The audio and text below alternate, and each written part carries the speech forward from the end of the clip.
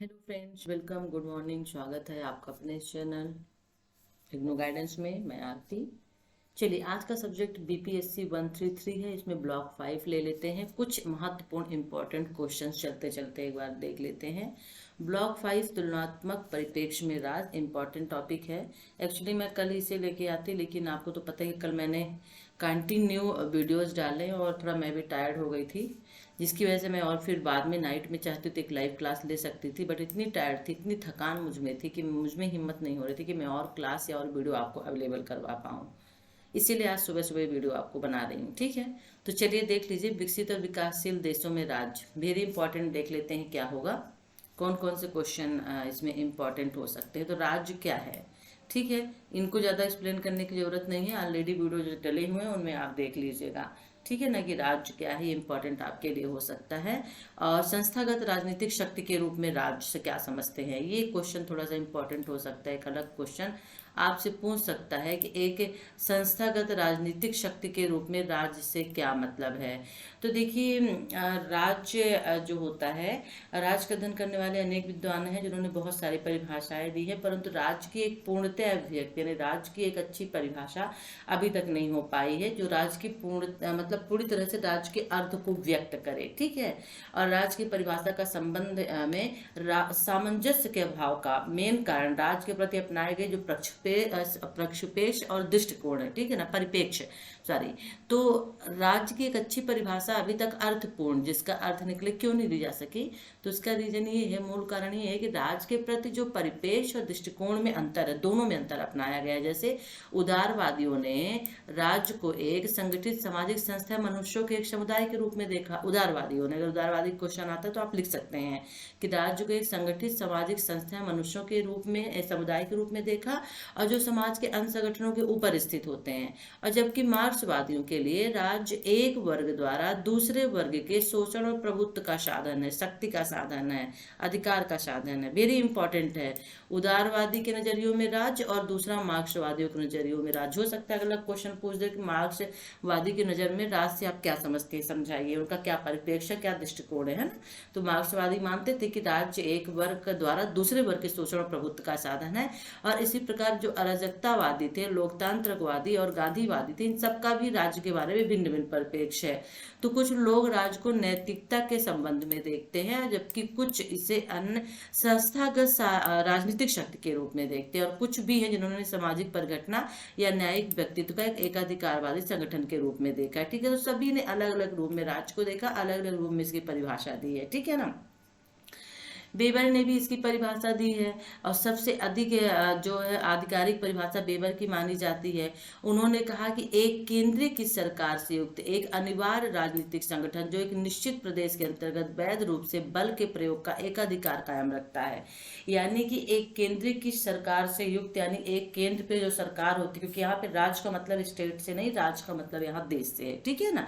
तो एक जो केंद्र पे सरकार होती है, ठीक है ना, तो एक केंद्रीय की सरकार से युक्त राजनीतिक संगठन जो एक निश्चित प्रदेश के अंतर्गत वैध रूप से यानी कानूनी रूप से बल के प्रयोग का एकाधिकार कायम रखता है, यानी बल के प्रयोग से अपना अधिकार कायम रखता है। ठीक है ना। तो मूलभूत जो पहलू है राज्य में, किसके, बेबर के द्वारा जो पाया जाता है, वो है अपनी सत्ता के प्रयोग की शक्ति और हिंसा का प्रयोग करना। वेरी इंपॉर्टेंट हो सकता है कि बेबर का भी पूछ ले कि राज्य के बारे में बेबर का क्या दृष्टिकोण, क्या परिप्रेक्ष्य है। ठीक है ना। तो उन्होंने कहा कि राज्य जो है अपनी सत्ता के प्रयोग की शक्ति और हिंसा का प्रयोग करता है। राज्य द्वारा शक्ति और हिंसा का प्रयोग किया जाता है। ठीक है, और राज्य की संप्रभुता के रूप में किया था। तो ये राज्य को अपनी प्रजा यानी नागरिकों पर अपनी इच्छा को प्रभावशाली और स्वतंत्र तरीके से लागू करने की वैधता प्रदान करती है, और जो राज्य की सत्ता को स्वीकार करने के लिए तब तक बाध्य होते हैं जब तक वे अपनी सीमा के अंतर्गत जीते हैं। सीमा का मतलब जब तक वो अपने देश के अंदर रहते हैं तब तक उनकी सत्ता को, उनके कानून को मानने के लिए वहां के नागरिक क्या होते हैं, मजबूर होते हैं। ठीक है ना। तो इस प्रकार बेबर की परिभाषा मूलभूत विशेषताओं की पुष्टि करते से प्रादेशिकता की धारणा, अपने प्रादेशिक अधिकार, क्षेत्र के अंतर्गत वैध रूप से बल के प्रयोग पर पहुंच, जो एक राज्य के अस्तित्व के मौलिक आवश्यकताएं। ठीक है ना। तो बेबर का है, तो राज्य एक मात्र सत्ता है जिसके पास हिंसा के प्रयोग को अधिकार होता है। और आधुनिक राज्य के संबंध में समकालीन भाषण में बेबर ने प्रादेशिक राज्य की संकल्पना की महत्वपूर्ण दी है। ठीक है ना।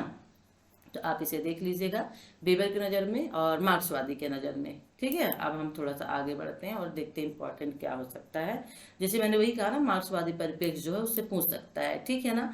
तो राज्य के उदारवादी और मार्क्सवादी दृष्टिकोण का राज्य के उदारवादी परिप्रेक्ष्य उदारवाद के सिद्धांत पर आधारित है। उदारवाद का मतलब जो खुले दिल का हो, तो जो आजादी, अधिकार, स्वतंत्रता, आधुनिक प्रगति विकास पर ध्यान केंद्रित करता है वो उदारवाद कहलाता है, ठीक है ना। और दैनिक जीवन को प्रभावित करने वाली सब कुछ चीजों के साथ इनका संबंध होता है। उदारवाद के अनुसार व्यक्तिगत अधिकारों, संपत्ति की रक्षा, लोकतंत्र, स्वतंत्रता, न्याय आदि मूल्यों को कायम रखना राज्य की प्राथमिकता होती है, ठीक है ना। तो उदारवादियों का मानना है। फिर इसी तरह से हम मार्क्सवादी का तो देख के आ ही चुके हैं, ठीक है। ओके, और ये मार्क्सवादी है जो हम आपको पहले ही बता चुके हैं कि अधिकार और संपत्ति के रक्षक के रूप में नहीं, बल्कि एक प्रबल वर्ग द्वारा दूसरे वर्ग का दमन करने का एक उपकरण है, शक्ति के रूप में देखा जाता है, हिंसा के रूप में देखा जाता है उसको, राज्य को, ठीक है ना। ओके, जैसे राज्य के अनिवार्य तत्व क्या है, ठीक है ना। तो मैंने अभी देखा ना ऊपर की भौगोलिक जो प्रदत्ति होती है, भौगोलिक प्रदेश होता है, ये है प्रादेशिक चीज होती है, सीमा का स्थानांतरण होता है, शक्ति का अधिकार होता है, इसमें ये चीजें इसके भौगोलिक उसके अंतर्गत आ जाएंगी, ठीक है। ओके, राज्य की आधुनिक संकल्पना। अच्छा, राज्य और राष्ट्र में भी यहाँ पे अंतर एक पूछा है कि राज्य और राष्ट्र में क्या अंतर, तो इसका आंसर हम नीचे देख लेंगे, ठीक है, यहाँ पे भी मिल जाएगी, डोंट वरी। ओके, और इसमें क्या इंपॉर्टेंट हो सकता है। विकसित और विकासशील देश तो पता ही है कि कौन से देश आते हैं, तो इसमें ज़्यादा मुझे बताने की ज़रूरत नहीं है ना। ओके,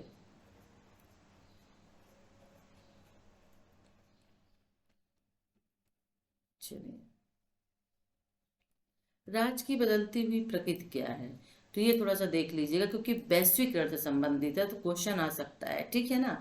कि 1980 के दशक से विश्व के विकसित और विकासशील देशों में राज्यों ने वैश्वीकरण की आदि का सामना किया है, और जिसके कारण उसकी शासन व्यवस्था, अर्थव्यवस्था, समाज में भारी परिवर्तन हुए। वैश्विक स्तर पर यानी विश्व स्तर पर आंतरिक उपभोग के लिए उत्पादन के स्थान पर व्यापार की नई वैश्विक अर्थव्यवस्था का संचालन का बल मिला, और वैश्वीकरण के इस प्रक्षेप पथ में बढ़े हुए अंतरराष्ट्रीय उत्पादन और उच्च गुणवत्ता टेक्नोलॉजी में तीव्र उन्नति के साथ मेल खाया। उदाहरण के लिए सूचना एवं संचार प्रौद्योगिकी ने उन्नत ने विश्व के चारों देशों को अभूतपूर्व तरीके से जोड़ा, और राज्य के लिए सबका निहितार्थ वैश्वीकरण के बलों का सामना करना। तो इसमें से दो क्वेश्चन क्रिएट हो सकते हैं। एक पहला क्वेश्चन हो सकता है कि 1900 दशक के बाद से 1980 के दशक में राज्य की बदलती हुई प्रवृत्ति से आप क्या समझते हैं ना, या किस तरह से राज्य की प्रवृत्ति बदली है, किस तरह से राज्य आगे विकसित हुआ, एक ये क्वेश्चन बन सकता है। और दूसरा क्वेश्चन जो है वो हो सकता है कि 1980 के दशक में राज्यों में वैश्वीकरण से आप क्या समझते हैं, ठीक है, या राज्य की बदलती हुई प्रकृति में वैश्वीकरण से आप क्या समझते हैं। तो राज्य और वैश्वीकरण यदि क्वेश्चन आ जाता है और 1980 का दशक, 3 क्वेश्चन आते हैं राज्य के बारे में, तो आपको फिर यही लिख देना है, ठीक है ना। ऑलरेडी मैंने इसको पहले भी बता चुका है और इसको समझा भी दिया है, राइट। ओके, सारांश आ गया है। तो इसमें देखिए कुछ क्वेश्चन थे, उसको देख लेते हैं। देखिए, राज्य को इस प्रकार परिभाषित किया जा सकता है कि राज्य की परिभाषा पूछे कि व्यक्तियों का एक समुदाय है जो साधारणतः बड़ी संख्या में, जिसका एक निश्चित भूभाग पर स्थायी अधिकार हो, जो बाहरी नियंत्रण से स्वतंत्र या लगभग स्वतंत्र हो, जिसकी संगठित सरकार हो और जिसकी आज्ञाओं का पालन अधिकांश जनता स्वभाव से करती हो, बस। तो राज्य व्यक्तियों का एक समुदाय होता है और जो बड़ी संख्या में, जिसका एक निश्चित भूभाग होता है और जिस पर उसका स्थायी अधिकार होता है, जो बाहरी नियंत्रण से मुक्त होती है, ये स्वतंत्र होती है और जिसकी एक संगठित सरकार होती है। आप ऐसा लिख सकते हैं कि राज्य मतलब राज्य व्यक्तियों का एक समुदाय है, ठीक है, जिसकी एक संगठित सरकार होती है, वह बड़ी संख्या में एक निश्चित भूभाग पर स्थायी तौर पर रहती है, जो बाहरी नियंत्रण से मुक्त होती है, ठीक है, और उस संगठित सरकार की आज्ञाओं का पालन करना जनता का कर्तव्य होता है। ये राज्य होते हैं। राज्य की 4 मौलिक विशेषताएं, वेरी वेरी इंपॉर्टेंट, देख लीजिए, हो सकता है ये क्वेश्चन पूछ दे कि राज्य की 4 मौलिक विशेषताएं कौन कौन सी है। देखिए, तो राज्य के मूलभूत तत्व 4 मौलिक विशेषताएं मूलभूत तत्व के नाम से भी जाने जाते हैं, वेरी वेरी इंपॉर्टेंट है, ठीक है ना। जनसंख्या, भूमि या भाग, भूभाग से प्रदेश बोलते हैं, सरकार और संप्रभुता। तो जनसंख्या लिख दीजिए, एक्सप्लेन कर दीजिए, क्योंकि एक व्यक्ति का समुदाय है जो बड़ी संख्या में, तो जनसंख्या हो गया। फिर एक निश्चित भूभाग में, इसकी डिफिनेशन में ही उसके 4 तत्व है। निश्चित भूभाग, तो भूभाग या प्रदेश लिख दीजिए। फिर एक संगठित सरकार होती है, तो सरकार, और जिसकी शक्ति का पालन होकर आती है, संप्रभुता अधिकार हो गया, आज्ञाओं का पालन करना जनता का कर्तव्य होता है, कि स्थायी अधिकार हो। तो ये क्या हो गया, राज्य के मूलभूत तत्व या राज्य की विशेषताएं, वेरी वेरी इंपॉर्टेंट है, तो इसे आप देख लीजिएगा, ठीक है ना। तो राज्य के मूलभूत 4 विशेषताएं होती हैं। मूलभूत तत्व जो होते हैं, जनसंख्या हो गई, भूमि या भूभाग, प्रदेश, सरकार और संप्रभुता। ठीक है, चलिए अब यहाँ पर देख लेते हैं। ओके, विकासशील राज्य में ये अफ्रीका और लैटिन अमेरिका के उत्तर औपनिवेशिक देश है, जिसकी विशेषता एक अपेक्षाकृत निम्न निचला जीवन स्तर होता है। विकासशील, ठीक है ना, जिनका जीवन स्तर क्या होता है, निम्न निचला होता है। और अविकसित औद्योगिक आधार और मध्यम से निम्न मानव विकास सूचकांक होता है। तो विकासशील देश किसे कहते हैं इसके बारे में बताएगा, इसका जीवन स्तर बहुत ही निचला होता है। नरम राज्य क्या होता है? नरम राज्य वे राज्य होते हैं जो साधारणतः उन विकासशील देशों में पाए जाते हैं जो राज्य के मूलभूत कार्यों का पालन करने में असफल या असमर्थ रहे हैं। ठीक है ना, तो नरम राज्य विकासशील देशों में पाए जाते हैं जो राज्य के मूलभूत जो कार्य होते हैं, राज्य के मूलभूत कार्य क्या होते हैं, मूलभूत तत्व कार्य, तो उसमें असफल होते हैं। ठीक है ना, और नरम राज्य के पास कानून को लागू करने और आर्थिक नीतियों कार्यक्रमों को कार्यान्वित करने की क्षमता जो होती है वो बहुत कम होती है।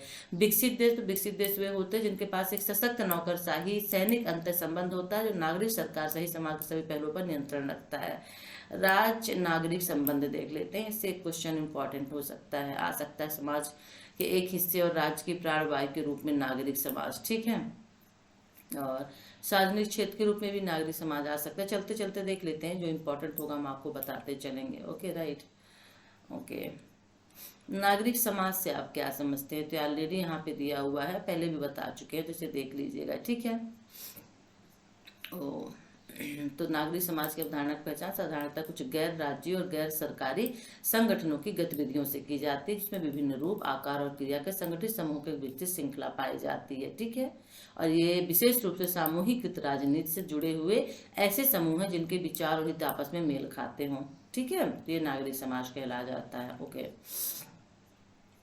चलिए अब देख लेते हैं यहाँ पे और कुछ मिल रहा है। नागरिक समाज और राज्य विकासवादी परिप्रेक्ष्य से रहने देते हैं, विकासवादी परिप्रेक्ष्य को यहाँ पर। और कुछ समाज के ये है कि समाज के एक हिस्से और राज्य की प्राणवायु के रूप में नागरिक समाज क्या होता है, तो ऑलरेडी हम इसको पहले बता चुके हैं, तो प्लीज इसे देख लीजिएगा। ठीक है ना, प्राणवायु के रूप में राज्य क्या होता है।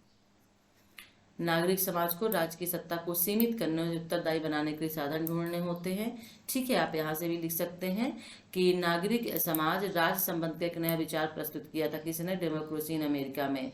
उन्होंने कहा था, किसने कहा था? ये कहा था टाकविल ने, कि नागरिक समाज को राज्य की तानाशाही के विरुद्ध सुरक्षा और व्यक्तियों की स्वतंत्रता की रक्षा के लिए अपनी भूमिका निभाने की आवश्यकता होती है। किसको? नागरिक समाज को। राज्य की तानाशाही के विरुद्ध जो व्यक्ति सुरक्षा होती, स्वतंत्रता होती है, तो अपनी भूमिका उसको निभानी चाहिए, व्यक्ति को स्वतंत्रता देनी चाहिए, उसको सुरक्षा करनी चाहिए। और इसके अनुसार आधुनिक राज्यों में निरंकुश प्रवृत्ति से केवल नागरिक संघों के द्वारा विकास होता है, तो जो राज्य के नियंत्रण के अधीन नहीं होते तो नियंत्रित किया जा सकता है। नागरिक समाज को राज्य की सत्ता को सीमित करने और उसे उत्तरदायी बनाने के लिए साधन ढूंढने होंगे, और इस संबंध में नागरिक संघों की बहुलता लोकतांत्रिक क्रांति को दृढ़ करने के लिए अनिवार्य है। ठीक है ना, और नागरिक संघों को ऐसे आंकड़ों के रूप में देखते हैं जिनमें व्यक्ति अपने ध्यान को अपने स्वार्थों से हटाकर किसी अन्य चीज पर केंद्रित कर सके।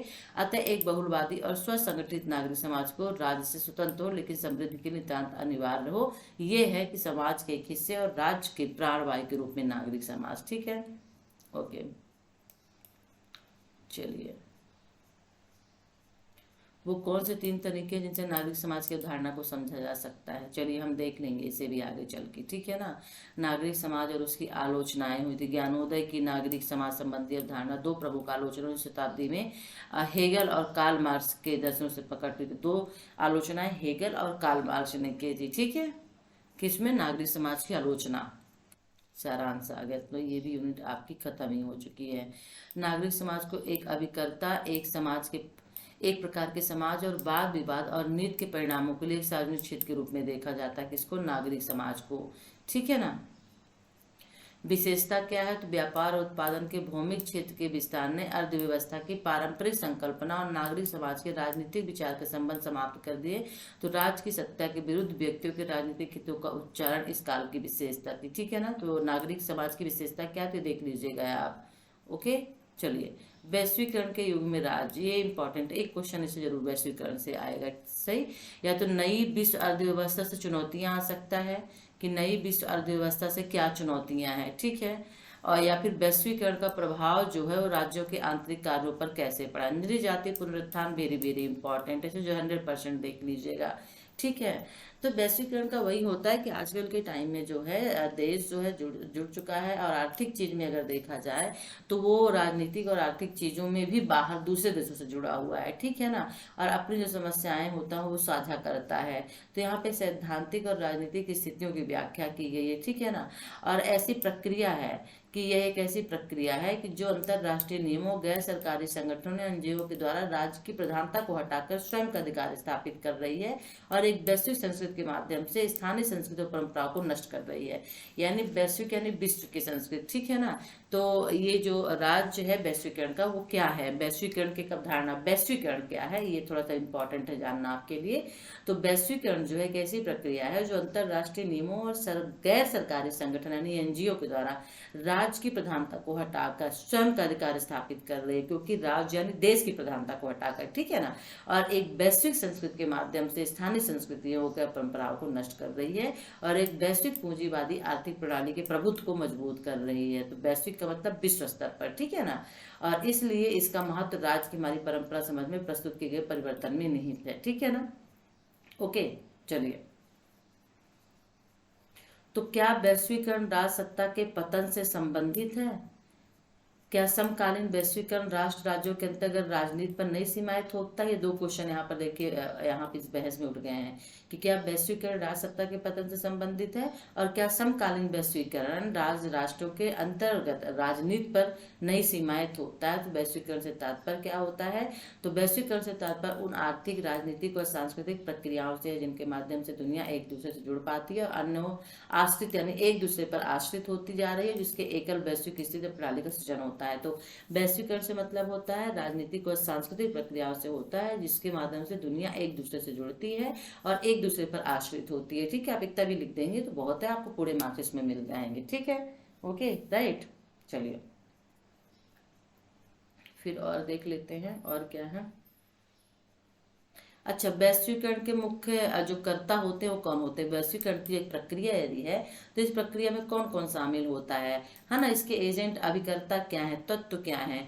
तो राष्ट्र राज्य है। ठीक है, राष्ट्र राज्य हो गया, व्यक्ति हो गया, बहुराष्ट्रीय कंपनियां हो गई, अंतरराष्ट्रीय संगठन हो गए, गैर संगठन हो गए, संस्थागत निदेशक, आपराधिक संगठन, जन मीडिया स्रोत हो गए। ठीक है ना, तो वैश्वीकरण की प्रक्रिया में शामिल मुख्य अभिकर्ता, मुख्य कर्ता, ठीक है ना, मुख्य अभिकरण, एजेंट पूछता है, तत्व पूछता है, तो आपको यही लिखना है, राष्ट्र राज्य, व्यक्ति, बहुराष्ट्रीय नियम, अंतरराष्ट्रीय संगठन, गैर सरकारी संगठन, संस्थागत निवेशाधिकारी संगठन, जन मीडिया, ये सभी है। ठीक है, ओके चलिए, यहाँ पे 2-3 क्वेश्चन हम लोगों ने एक साथ में ही देख लिया।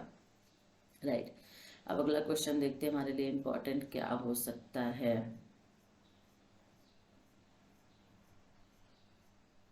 एक ये भी है कि संतुलित दृष्टिकोण परिवर्तनवादियों द्वारा, परिवर्तनवादियों का संतुलित दृष्टिकोण क्या है? क्वेश्चन यदि पूछता है तो जिनका विश्वास है कि वैश्वीकरण दुनिया में परिवर्तन ला रहा है और वे इसे आधुनिक समाज तथा विश्व व्यवस्था के तीव्र सामाजिक, आर्थिक और राजनीतिक परिवर्तन को लाने वाले एक प्रमुख शक्ति के रूप में मानते हैं। तो परिवर्तनवादियों द्वारा संतुलित दृष्टिकोण क्या है या वैश्वीकरण में परिवर्तनवादियों का दृष्टिकोण क्या है? यदि क्वेश्चन पूछा जाता है क्या परिवर्तन हो रहा है वैश्वीकरण में, तो आपको यही लिखना होगा कि जो परिवर्तनवादी हैं वो मानते हैं कि वैश्वीकरण दुनिया में परिवर्तन ला रहा है, चेंजेस ला रहा है। वे आधुनिक समाज तथा विश्व व्यवस्था के तीव्र सामाजिक, आर्थिक एवं राजनीतिक परिवर्तनों को लाने वाले प्रमुख शक्ति के रूप में मानते हैं और इस प्रकार प्रणाली के अंतरराष्ट्रीय, देशी, बाह्य तथा आंतरिक मामलों के मध्य कोई अंतर स्पष्ट नहीं रह गया है।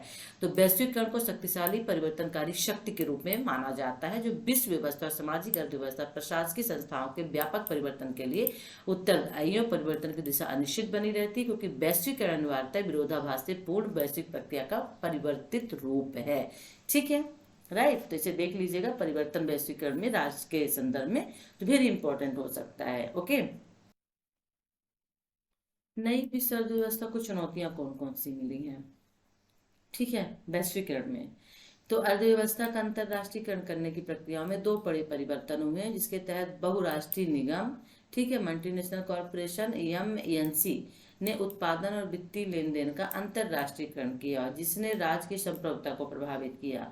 अब बहुराष्ट्रीय निगम अपने उत्पादन और वित्तीय लेन देन के क्रियाकलापों की योजना राष्ट्रीय अर्थव्यवस्था को नहीं बल्कि विश्व अर्थव्यवस्था को ध्यान में रखकर बनाती है। तो एक जिस तरह से अपने सामानों का आदान प्रदान करना होता है, तो देश से अपने माध्यम से नहीं बल्कि इन अंतरराष्ट्रीय जो कंपनियां होती हैं इनके माध्यम से करते हैं, ठीक है ना। अब ये अंतरराष्ट्रीय कंपनियां होती हैं, जो निगम होते हैं ना, जो भी वित्तीय लेन देन, पैसे का जो लेन देन करते हैं, उसकी पूरी योजना, पूरी प्लानिंग जो होती है वो राष्ट्र के अकॉर्डिंग नहीं बल्कि किसके, विश्व के अकॉर्डिंग, ये विश्व की जो अर्थव्यवस्था होती है, इकोनॉमिक होती है, उसके अकॉर्डिंग करके चलते हैं। तो यहाँ तक कि राष्ट्रीय आधार होने के बावजूद उनके हित वैश्विक होते हैं और अपने गृह देश में उनके क्रियाकलाप अपेक्षाकृत बहुत कम हो जाते हैं। और बहुराष्ट्रीय बैंक जैसे वित्तीय संगठन जो वैश्विक स्तर के उन्हें सूचना प्रौद्योगिकी से संभव बनाया है, स्टॉक एवं शेयर अब गतिशील मोबाइल और आसानी से सीमा पार कर जाते हैं ना, स्टॉक एवं शेयर जो है, और इसलिए विश्व की अर्थव्यवस्था अब राज्य के नियंत्रण में नहीं रह गई है। तो क्वेश्चन यदि क्रिएट होता है कि विश्व की अर्थव्यवस्था राज्य के नियंत्रण में रहेगी, इससे क्या आशय है समझाइए। तो यही आपको लिखना होगा। संचार और परिवहन में तकनीकी प्रगति ने राष्ट्रीय बाजारों के बीच की सीमाओं को मिटा दिया है, ठीक है ना। समाज एक दूसरे के प्रति संवेदनशील होते जा रहे हैं, भले ही राष्ट्रीय पहचान अलग अलग हो। अंतर्राष्ट्रीय बाजारों में हो रही गतिविधियां दुनिया के सभी देशों की मौद्रिक एवं वित्तीय नीतियों को प्रभावित करती है, ठीक है। तो ये आप लिख दीजिएगा, ओके। चलिए, राइट, चलिए, वैश्वीकरण का प्रभाव और राज्यों के आंतरिक कार्य।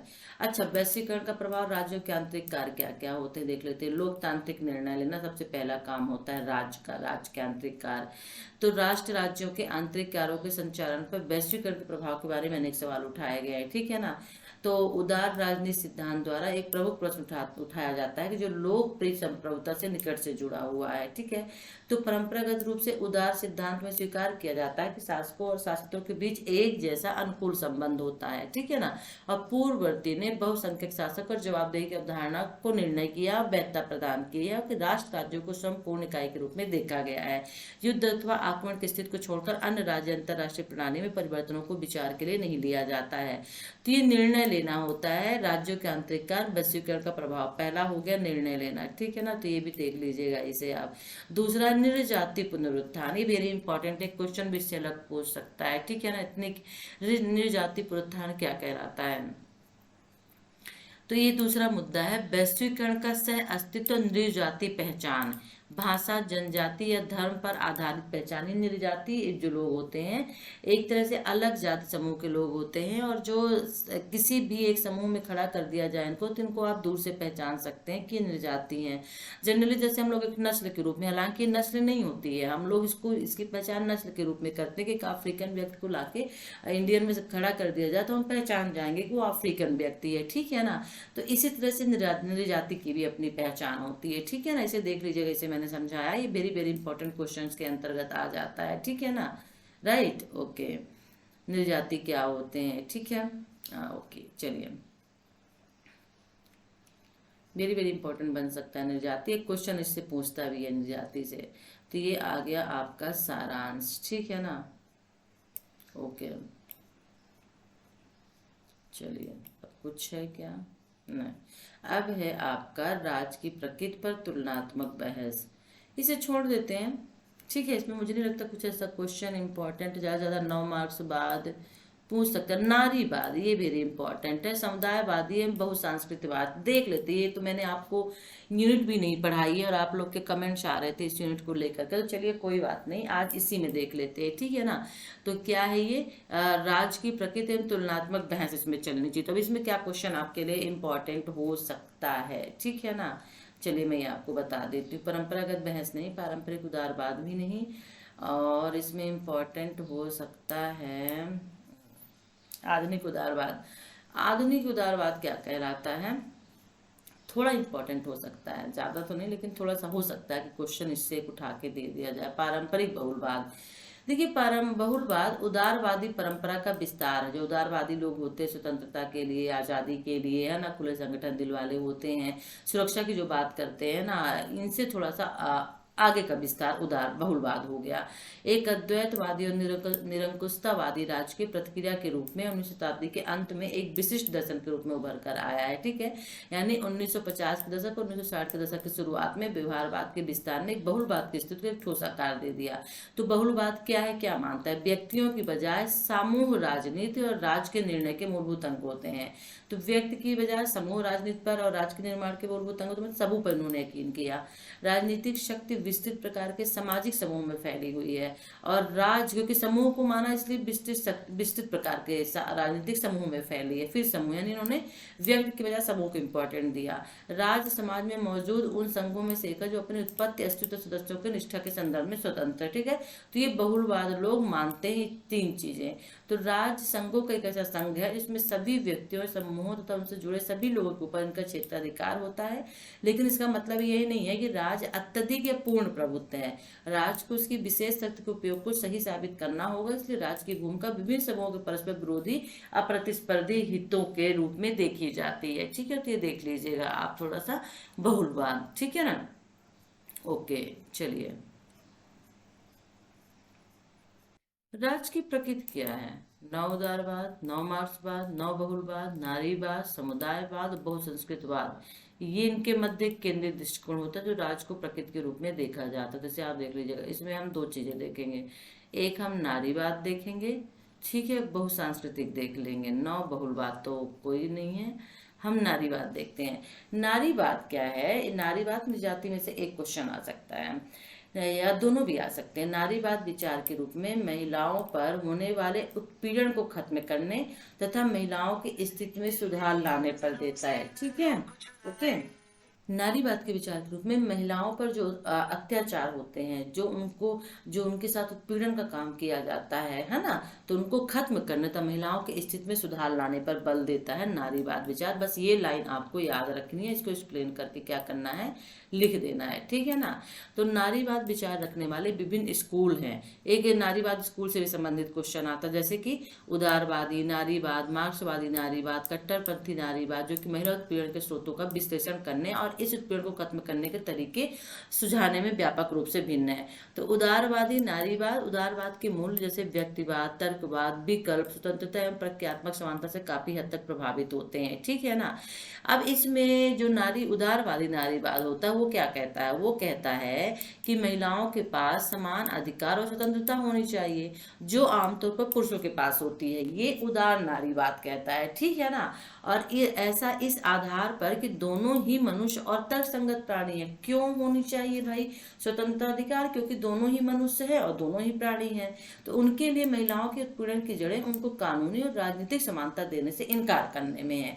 तो महिलाओं के उत्पीड़न की जो जड़ें हैं ना, और पारंपरिक बहुलवादियों की तरह वे मानते हैं कि महिलाओं सहित सभी समूहों की राज तक बराबर पहुंच, और इसलिए वे राज को विभिन्न प्रभावी समूहों के बीच निष्पक्ष मध्यस्थ यानी बीच के रूप में देखते हैं। हालांकि स्वीकार भी करते हैं कि महिलाओं को कानूनी और राजनीतिक समानता के इनकार के कारण राज्य ने पुरुषों के पक्ष में अपना रुख दिखाया, और उनका मानना है कि राज्य एक निष्पक्ष मध्यस्थ के रूप में अपने कानून के समक्ष समानता के सिद्धांत को निष्पक्षता से लागू करके सुधार कर सकता है। मतलब उदार नारीवाद सार्वजनिक मामलों में राज्य के हस्तक्षेप के बारे में, और यदि निजी मामलों की बात भी ना करें तो लिंग असमानता के समाधान के साधन के रूप में महिलाओं की भूमिका और उनकी मुक्ति के संदर्भ में राज्य को सकारात्मक साथ दे सकता है। इंपॉर्टेंट क्वेश्चन हो सकता है, वेरी वेरी इंपॉर्टेंट।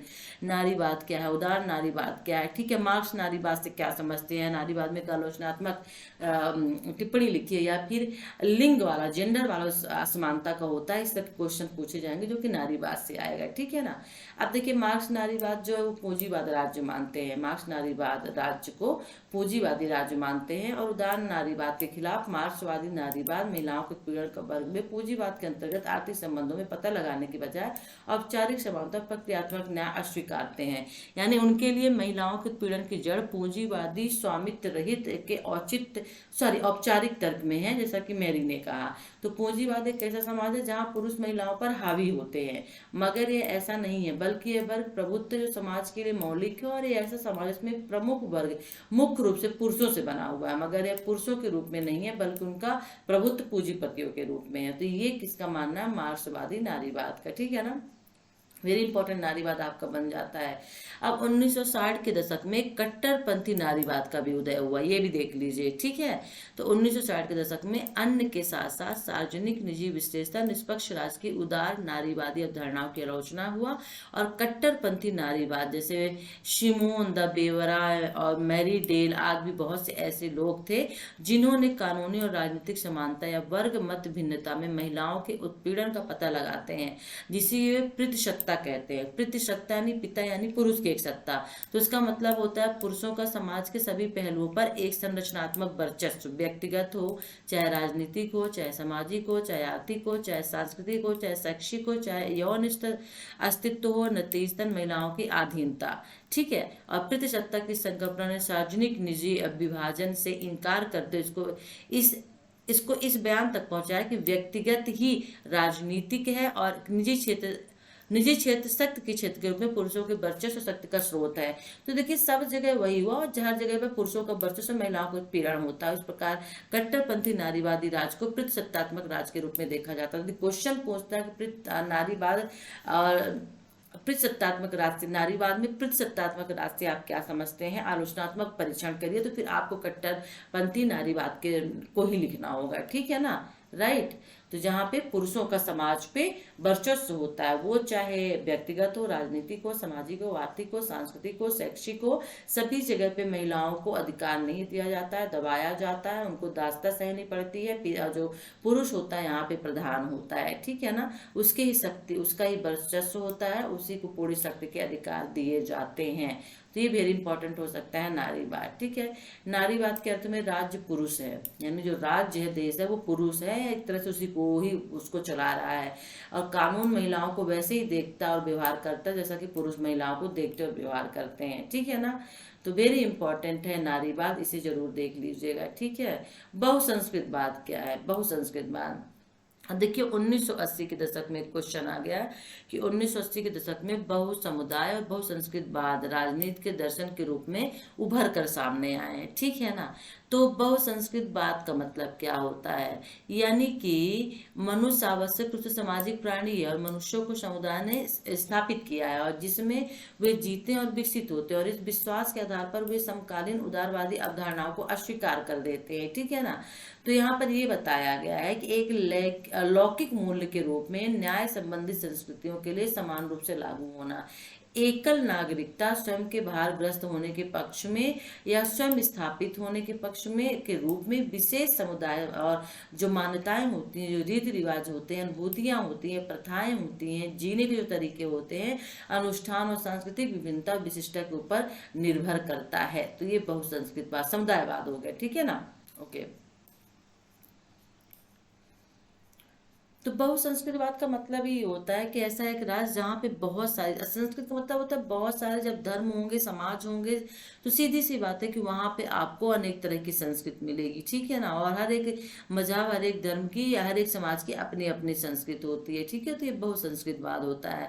बहुसंस्कृतवाद दो परस्पर मूल्यों को मानता और पहचानता है। पहला है सांस्कृतिक विभिन्नता, दूसरा है समूह विभेदित अधिकार, ठीक है।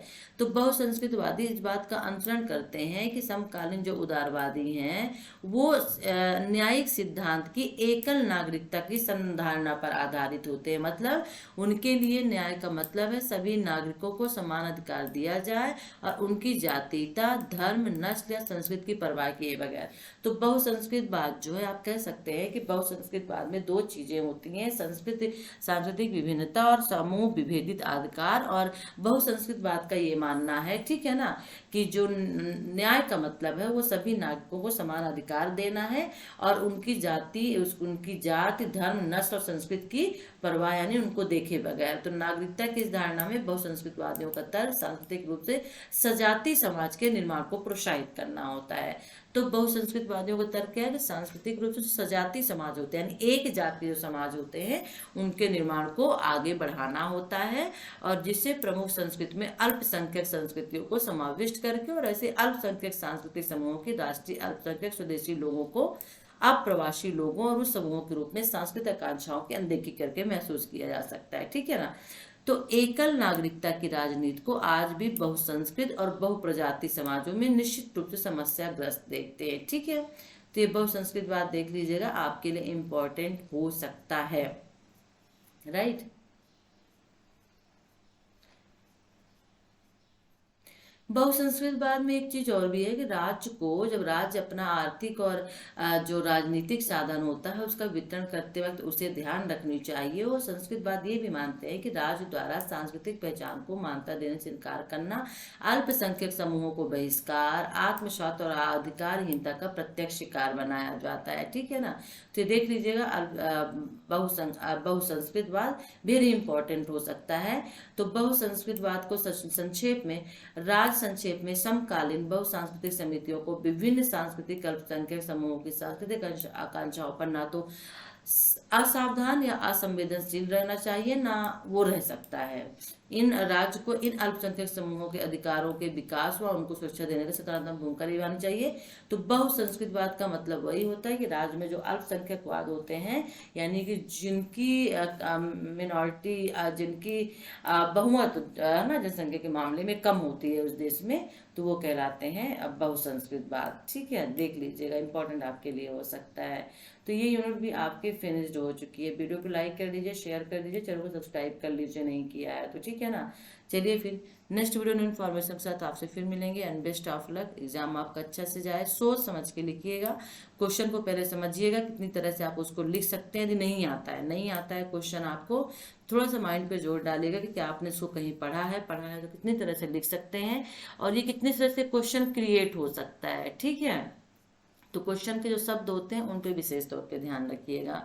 चलिए फिर, टेक केयर, बाय।